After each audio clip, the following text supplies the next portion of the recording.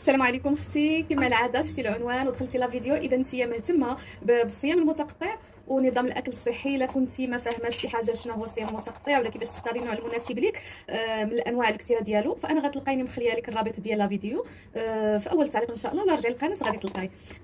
مرحبا بك معنا اليوم. انا هنايا باش نساعدك على كيفاش نوجدوا المطبخ ديالنا للصيام المتقطع. خاصنا نامنوا ان الصيام المتقطع هو نظام حياه ماشي ريجيم، ولكن نمط حياه اللي غنغيروا راسنا عليه. اول حاجه قبل ما غادي نهضر معاك في هذا الفيديو ونوجدوا المطبخ ديالنا بجوج، فانا كنوجد لراسي هذا المشروب الساخن وحبيت انا نشاركه معكم في هذا الفيديو. فهذا المشروب هذا غزال حارق. بالنسبه لهنايا غادي ندير غير القرفه، وهنايا الخرقوم عرق مطحون وسكينجبير، وتنزيد حتى شويه ديال الابزار مره فغادي نزيدو حتى هذه المره هذه ان شاء الله. وحبيت انا نشاركه معكم، واخا هذا فيديو خاص ديال حاجه اخرى. فكيف ما قلت لكم ان الصيام المتقطع ماشي ريجيم، ولكن راه نمط حياه خاصو تنظيم وتغيير وتخطيط محكم. غادي نقولوا بسم الله ونبداو. اول حاجه بقائمه ديال التسوق الاساسيه اللي خاصها مهمه جدا، اللي خاص تكون عندنا في الكوزينه، ضروري تكون عندنا في الدار، وهي الخضره الطريه وداك الشيء الاخر. المهم غادي نوجد المشروب ديالي ان شاء الله، وغادي نرجع معكم باش نناقشوا المسائل ونوريكم شنو خديت شنو سقيت اكسيتيرا.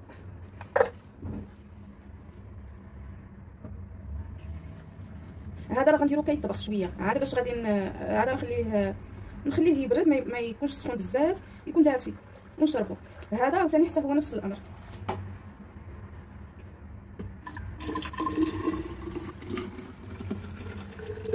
المهم غنقطع لا فيديو باش ما يجيش طويل، ومن بعد نرجع باش نهضروا على الموضوع الاساسي ديال الفيديو ديالنا.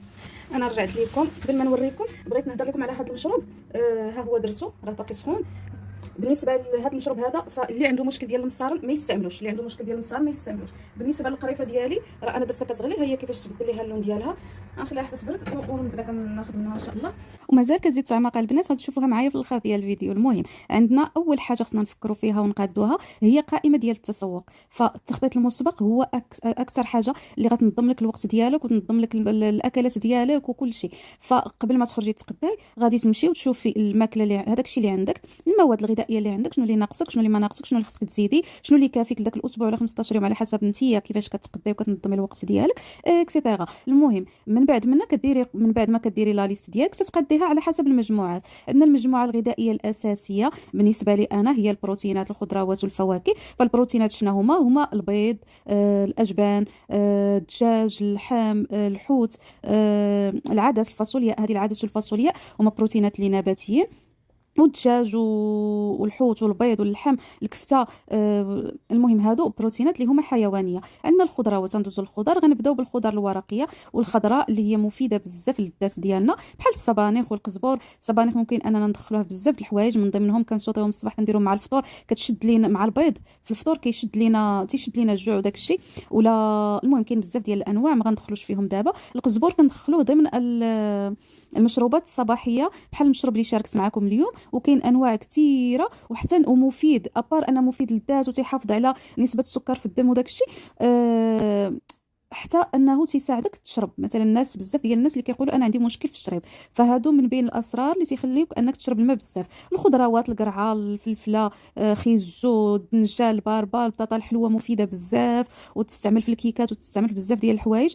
مطيشه، شليضات، لي سالاد ماروكان ديالنا بالعاديين، ولا كتدخليهم في بزاف ديال المسائل. المهم ان شاء الله جايين فيديوهات اللي غنشارك معكم الاطباق اللي غتدخلوا فيهم الخضره وما غتحسوش براسكم انكم كتاكلوا غير الخضره بوحدها. عندنا الفواكه مهمه جدا ضمن المجموعه ديالنا، فالانسان تيدخل اللي بغا ديال الفواكه. التفاح، الليمون، فيتامين سي مهم بزاف. التوت، كاين اللي تيدخل حتى البنان. المهم راه حتى حاجه ما ممنوعه، غير هي الاعتدال في الكميات. وكيف ما قلت لكم راه كل واحد على حسب النظام الغذائي ديالو. فالفواكه تاخذ اللي بغيتي، افوكا، المهم اللي بغيتي، غير هي الحبات كيكونوا موين نيت تمشي تشري بحال كيف ما شفتوا معايا. فانا عازله حبات اللي موين باش تكون السعرات الحراريه ديالهم مناسبه لك اليوم ديالك. عندنا هادشي كامل كنحاولوا اننا ننظموه ونقادوه. هذا غادي يجي في خطوات جايه ان شاء الله. في هذا الفيديو غادي نهضر على الحبوب الكامله. فالحبوب الكامله بحال الكينوا، بحال الرز البني ولا ديال الزرع كيف ما تنقولوا، بحال الشوفان.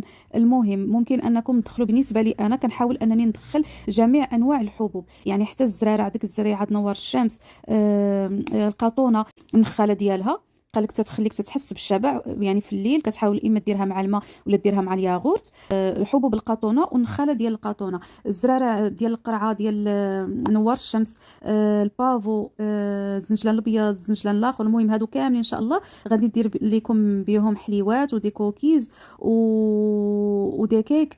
وممكن انكم غير ديروهم فوق لي صالات ديالكم، كتحسوا بالقرمشه وكتستافدوا من الفوائد ديالهم. حبه حلاوه، نافع، يلان، المهم بزاف ديال الحبوب اللي عندي هنايا، حتى